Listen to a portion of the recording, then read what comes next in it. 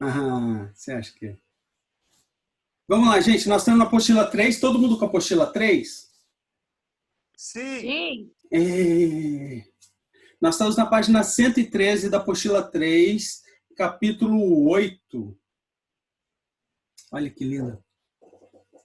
A água, nós encontramos a água nos 3 estados físicos, sólido, líquido e gasoso. Interessante que a temperatura de 0 graus. A temperatura de 0 graus Celsius é considerada como a temperatura onde a uma atmosfera eu consigo ter os 3 estados, tá? Tanto sólido, quanto líquido, quanto gasoso. Isso tem essa geleira maravilhosa. E aí, ó, gente, guardem no coração de vocês esse gráfico, ó. Esse é o gráfico, nós vamos ficar metade da aula só nesse gráfico aqui, só para entender esse gráfico. Esse gráfico é um gráfico de pressão, ó, eixo Y, pressão, por temperatura no eixo X, tá? A maioria das substâncias, menos a água, o gráfico é mais ou menos parecido assim, ó, tem uma exponencial e num ponto tríplice, no ponto T, ele tem uma outra exponencial. Todo mundo está vendo? Tá? Professor, o que são essas linhas? Elas dividem o meu gráfico em 3 regiões. Tá? Então, se por acaso a combinação de pressão e temperatura estiver nessa primeira aqui, onde está o ponto 1, entre parênteses 1, eu sei que o meu material, né, nesse caso, esse material vai estar no estado sólido. Tá? Se eu estou nessa região 2 aqui, eu posso encontrar o meu material no estado líquido. Tá? E na minha região 3, a gente considera que o material, se ele tiver com essa pressão e essa temperatura, ele vai estar no estado de vapor. Tá? Agora, olha, a gente vai falar mais para frente, mas só adiantando. Professor, vapor e gás. Qual é a diferença de vapor e de gás? Tá? O vapor é o seguinte, se eu for aumentar a minha pressão, ó, tá vendo aqui a pressão? Então eu pego um ponto aqui. Vamos pegar o ponto 3, por exemplo. Se eu aumentar a pressão, tá? Quando eu chego, o que essa linha vermelha aqui de T, vamos escrever, né? Vou falar, ó. A linha de A até T, tá vendo essa linha rosa aqui de A até T, onde tem o ponto X? Ela é a curva de sublimação. Então, se eu aumentar a minha pressão, ó, se em X, se eu aumentar a minha pressão, eu tenho sólido. Se eu diminuir a minha pressão, eu tenho vapor. Tá? Agora, vamos supor que eu tenho a pressão aqui, eu vou variar a temperatura. Se eu aumentar a temperatura de X, mantendo a pressão constante, eu vou ter vapor. Se eu diminuir a temperatura, mantendo a pressão constante, eu vou ter sólido. O estado do meu material vai ser sólido. Entendeu? Então, se eu fornecer um gráfico desse com números, tá? Por exemplo, eu dou essa pressão aqui de 0,3, o X está em 0,3 atm e está uma temperatura de menos 20 graus. Eu não sei, nesse ponto, eu tenho tanto uma parte da substância no estado sólido, como parte no estado de vapor. Se eu aumentar a pressão, o meu vapor vai se transformar em sólido. Se eu diminuir a pressão, o meu sólido vai se transformar em vapor. Tá? A mesma coisa se eu manter a pressão e variar a temperatura. Se eu aumentar a temperatura, vapor. Se eu diminuir a temperatura, eu vou solidificar. Né? Sublimação aqui. Eu tenho o meu ponto próximo. A minha linha TC, ó, de T até C, é vaporização e liquefação. Por quê? Eu tenho, por um lado, vapor e, por outro lado, líquido. Tá? Então, se eu estou no meu ponto Z, mantendo a mesma temperatura, se eu aumentar a pressão, ele vai virar, vai estar no estado líquido, a minha substância. Se eu diminuir a pressão, vapor. Se eu manter o Z a essa temperatura aqui, ó, θ2, que está aqui, né? θ2 aqui embaixo. Se eu aumentar a... tá θ2. Eu vou manter a pressão em Z e vou diminuir a temperatura. Se eu diminuir a temperatura, eu vou ter líquido. Eu vou ter liquefação, né? Se eu aumentar a temperatura, eu vou ter vaporização.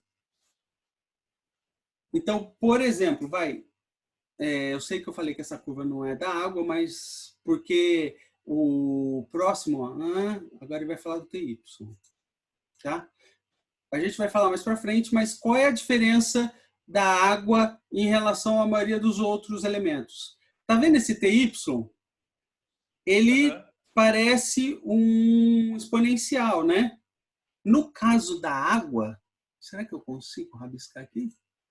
No caso da água, a água ela faz o exponencial ao contrário, tá? O TY tá para cá. Porque ela tem a tendência a ficar mais líquida do que o sólido normal. Mas isso a gente vai falar mais para frente. Então, eu tenho aqui a minha curva de fusão solidificação. Então, mesma coisa, tá, gente? Eu tenho meu ponto Y. Se eu mantenho a temperatura e aumento a pressão, vai para o sólido. Se eu abaixo a pressão, vou para o líquido. Há uma temperatura constante, há uma pressão constante. Se aumento a temperatura, eu fundo sólido, né? Tenho fusão, né? Então vai para líquido. Se eu diminuo a temperatura, eu solidifico. Então, eu tenho água e gelo. Na mesma pressão, se eu tiro a temperatura, vou ter gelo. Se eu forneço temperatura, vou ter mais água líquida. Tudo bem?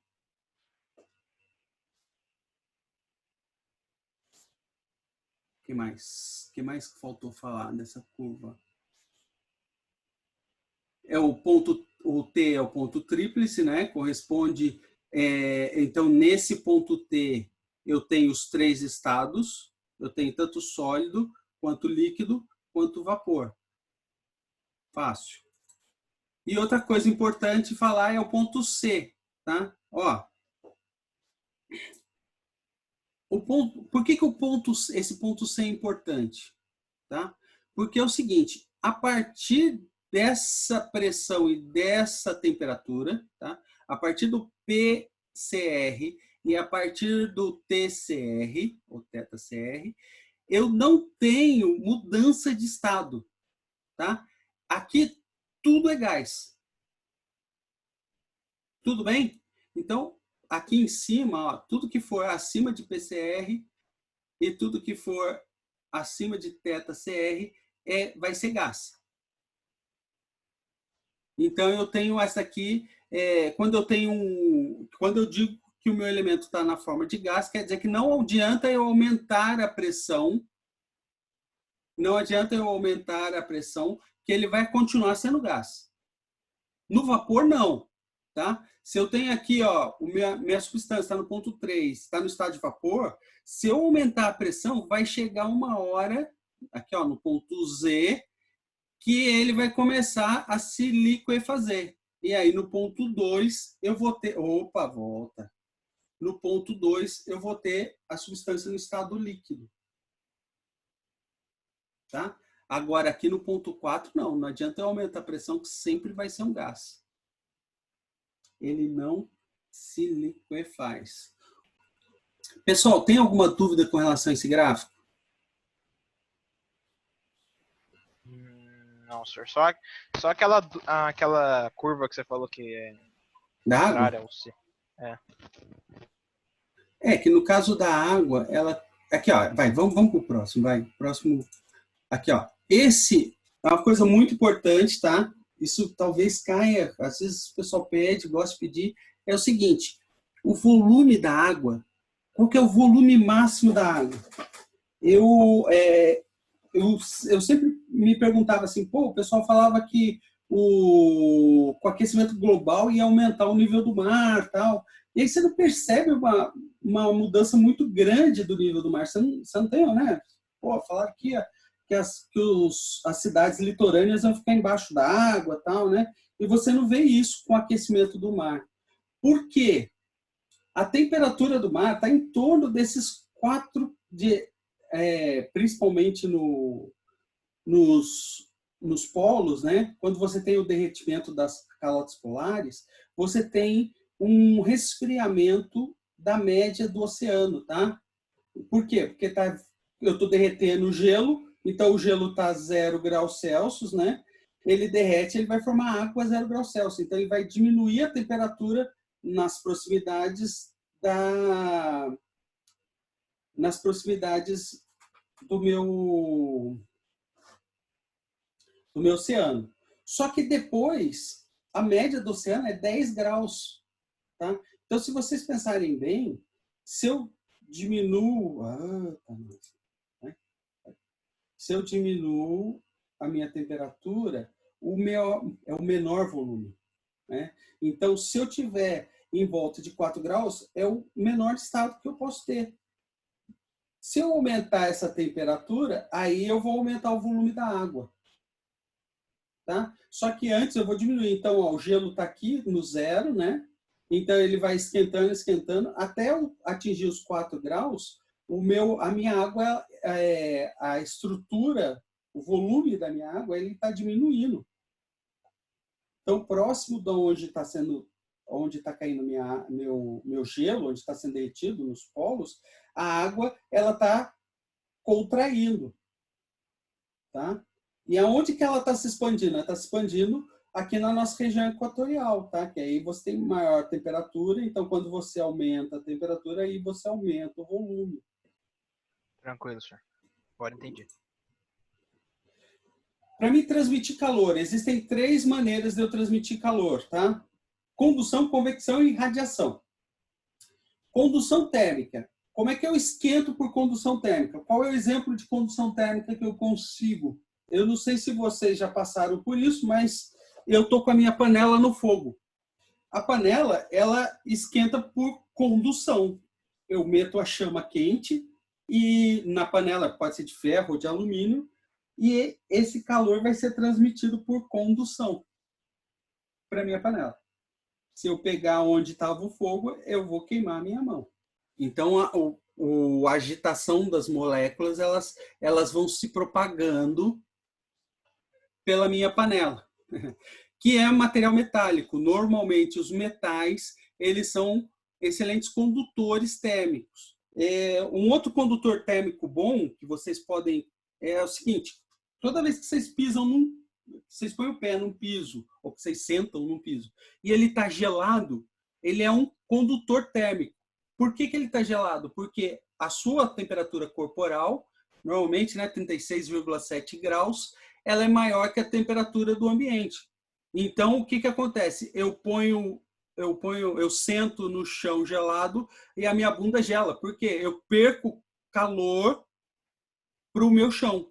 Então, a cerâmica, né, no caso que eu estou falando, a cerâmica ela é boa condutora de calor. Se eu pego um piso, por exemplo, madeira, não sei se aqui de casa o piso ele é um tipo de plástico. Ele é um mau condutor de calor. Então, o que acontece? Eu não sinto o chão tão gelado, porque como ele não conduz calor, então eu não perco calor para o chão, porque é um isolante térmico. A ideia do cobertor, né? O cobertor ele tem que ser um isolante térmico, porque ele não pode deixar o calor do meu corpo passar para o meio externo, tá? Então existem alguns cobertores que são mantas, né?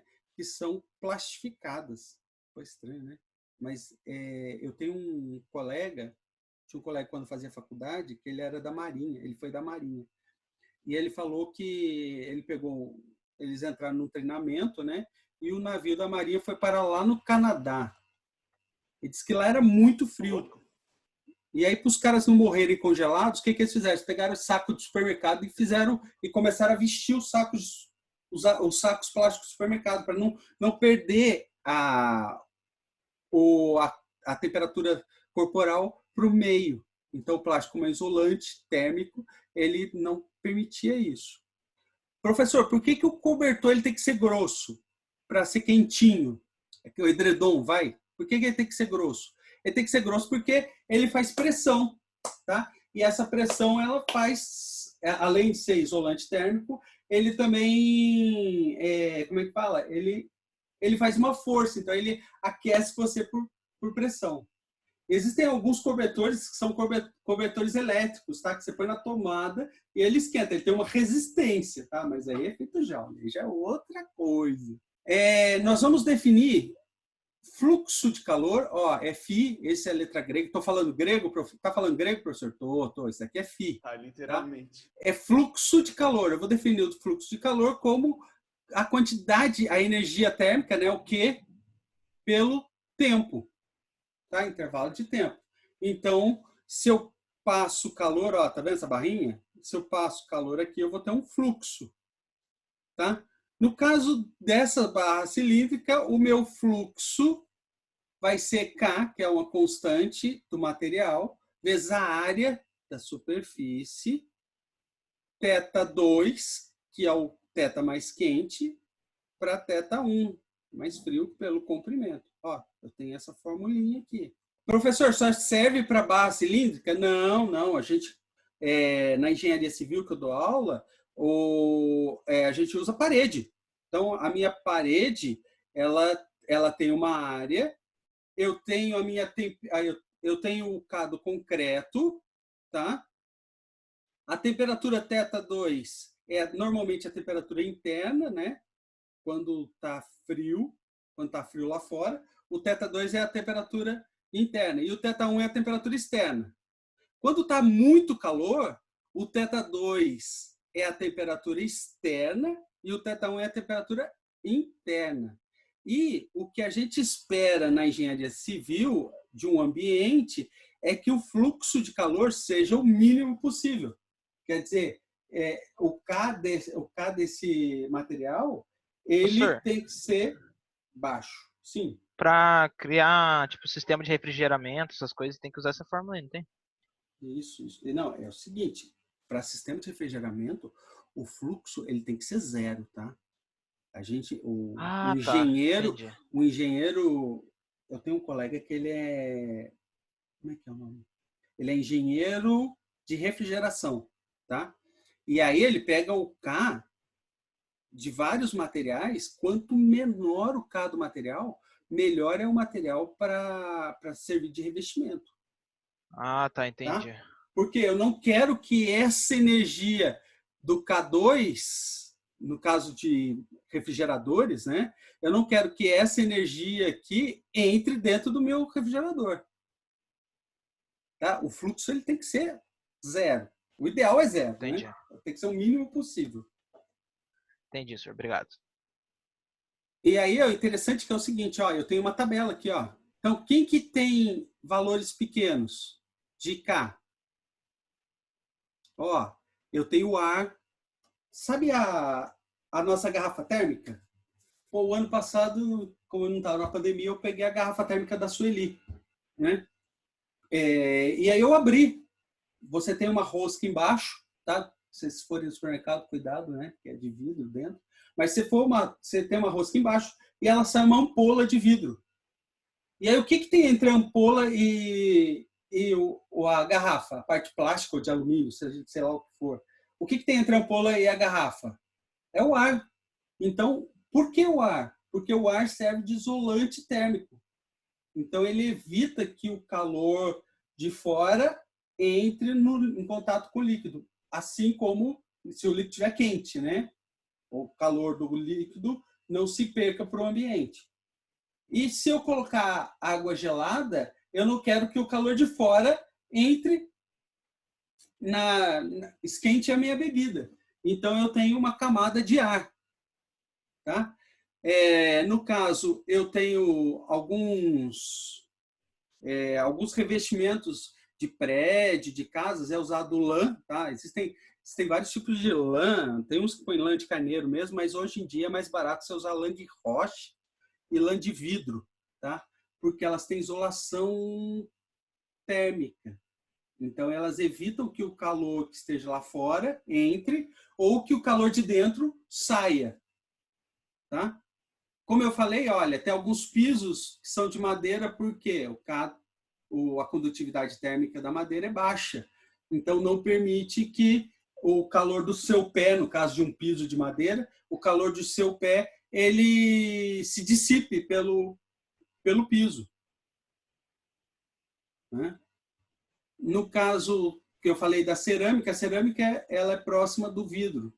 Tá? Então, ele já é um isolante. Olha, a cerâmica ela é um isolante melhor que a água. Quer dizer, ela é um condutor melhor que a água. Tá? Qual é a diferença, então? Por que quando eu molho meu pé, eu gelo mais ele do que eu pisando num piso de cerâmica? Porque a água, como está no estado líquido, eu tenho uma área maior de contato, tá? Mas ele Professor, Sim. lá no reator nuclear de Angra, eles têm, dentro do núcleo, tem água assim para resfriar. É por causa da condutividade térmica ou é porque ela é mais gelada? Para resfriar mesmo? É para resfriar. Não, as duas coisas, tá? Primeiro, não é no núcleo, tá? O núcleo ele é composto de material radioativo. Sim, ali no Esse reator. núcleo ele é coberto pelo que eu me lembro, ele tem uma camada de chumbo, tá? Para evitar radiação. E aí esse chumbo é resfriado com água, tá? E essa água, mesmo com chumbo, essa água ela sai radioativa. E ela serve para resfriar a usina, né? A usina nuclear. Mas a gente vai ver mais para frente, eu espero a gente ver mais para frente, tá? Aí já é porque é uma máquina térmica, tá? Já tem uma troca de calor ali que vai fazer com que essa água, o movimento dessa água, tá? Ela vai esquentar. Vamos lá. Vamos explicar então. Ó, eu tenho meu reator nuclear. Qual é a função do reator nuclear? Ele é esquentar, tá? Basicamente, ele está lá para esquentar. Então, quando ele esquenta, eu ponho água à temperatura ambiente. Essa água, ela esquenta, porque o radiador, porque a radiação vai esquentar, e aí, quando ela esquenta, ela vai ter o fluxo, que é o próximo, que a gente vai ver, que vai fazer convecção, tá? E ela vai mover uma turbina. Esse movimento da água quente, por convecção, que é o próximo, ela vai mover uma turbina. Essa turbina vai gerar eletricidade. Tá? Deu para entender? E essa água sai água radiativa, então tem uns problemas ambientais aí. Mas tem uma água que ela também não é radioativa, né? Porque ela fica isolada, que é para resfriar também. Sim. Tem uma água que é para... que essa água quente, depois que ela move a turbina, ela é resfriada e volta, né? Essa é uma água que a gente chama de água pesada, de matéria de radioatividade, né? E essa água ela é resfriada com outra água para ter isolação da radiação, tal. Mas putz, cara, o que eu não gosto disso primeiro, não sugiro, né, que se trabalhe no Brasil com radiação, se for físico, se for querer ser físico. E segundo, é o seguinte, é um material radioativo e passa radiação de qualquer jeito, só que em menor escala. Por isso que a Angra dos Reis está do lado está numa cidade litorânea, né? Eu já falei da USP para vocês? Não. A USP ela tem um reator nuclear, tá? Lá no... Tem, é? Tem um reatorzinho nuclear lá para fazer testes. Tava pensando em ir para lá, mas acho que não vou mais não, hein, mano. Não, eu já fui lá perto. já fui lá perto lá. E é o seguinte, tem um reator nuclear. Olha que engraçado. O reator nuclear, ele tá no subsolo, tá? E em cima do reator nuclear, ele tem uma gigante de uma piscina. Sabe para que serve essa piscina? Se por acaso houver algum acidente nuclear no reator, eles explodem o fundo da piscina e a piscina lava o reator nuclear. É muito legal, né? Vai ter água. Os caras são espertos mesmo, né, senhor? Quem tiver lá dentro morre, mas pelo menos não mata o resto da população de São Paulo. Né? Não, mas é um sacrifício pelo outro, né? Até hoje nunca aconteceu, né? Graças a Deus, mas né, tem o reator nuclear. Só se o cara lá for egoísta, né? Daí ele vai. O problema é o se mata seguinte: pra gente. eu vou contar uma fofoca, tá? Eu tive uma orientadora de pós-doutorado que eu conheci lá na USP, lá no IPEM, tá? Instituto de Pesquisas de Energia Nuclear, tá? É uma área militar, né? Onde tem pesquisa física, tá? Então, o que aconteceu? Os caras do IPEM, eles chamaram essa doutora para fazer pesquisa de mudanças climáticas, que é a minha área, né? Que eu adoro. E aí eles falaram para ela, não se preocupa que você vai ficar num prédio onde fazia pesquisas nucleares, tá? Só que nós vamos fazer outras paredes para evitar que haja contaminação de radiação. E aí o que aconteceu foi que depois de alguns anos ela começou a passar mal, ter vômito e tal, e foi fazer exames e descobriu que ela estava sendo contaminada por radiação. Aí os caras do IPEM foram lá no prédio, lacraram o prédio e descobriram que não foi tão bem feito a obra. E aí ela veio para São José dos Campos, está agora no INPE. Faz pesquisa no INPE, em São José. Mas ela tá tudo bem, senhor? Tá viva. Isso que importa. É isso que importa, mas ela perdeu o cabelo na época e tal, teve problema de vômito. Por isso que eu não sugiro teste, não sugiro que vocês façam física nuclear no Brasil. Faz que nem o Vinícius aí, o Irato, que vai lá para o Japão. Vamos lá, gente. Outro sistema de aquecimento é convecção. Tá? Então, convecção é o seguinte. Basicamente, convecção é um sistema de aquecimento parecido com a condução, mas ele tem a ver com a gravidade. Tá? Então, por que gravidade, professor? Não entendi. É que sempre o mais quente, tá? Ele tende a subir. Ele fica menos denso, né? A massa específica dele diminui, então ele sobe. Quando ele sobe, o elemento que estava mais frio em cima, ele desce. E aí formam correntes convectivas. Tá? Isso é muito importante para quem for estudar. No meu caso, eu tenho que saber isso de cor salteado, porque é a formação de nuvens. Tá? Então, o Sol aquece os corpos d'água na superfície, tá? Na superfície terrestre, e aí eu atinjo uma temperatura que a água vai se transformar em vapor, ela aquece, né? Vai se transformar em vapor de água e ela sobe, acende. Porque o vapor de água é mais leve que o ar. Ele acende até que chega a um nível, olha que interessante, chega a um nível que, conforme você vai subindo, a atmosfera diminui a pressão, diminui a pressão, mas também diminui a temperatura. Vai chegar num ponto em que o vapor de água vai se transformar em líquido. Esse ponto é chamado de nível de convecção, nível convectivo. E se você olhar uma nuvem de frente, tá? Não, a gente está olhando ela de baixo para cima, tá? Se você olhar de frente, as nuvens, elas têm a mesma base, elas estão na mesma altura. Eu lembro que uma vez eu fiz física na Unesp de Guaratinguetá, tá? Lá tem montanhas em Aparecida, então eu ia todo dia de São José para Guaratinguetá. E lá, como a Dutra ela sobe, você tem montanhas, né?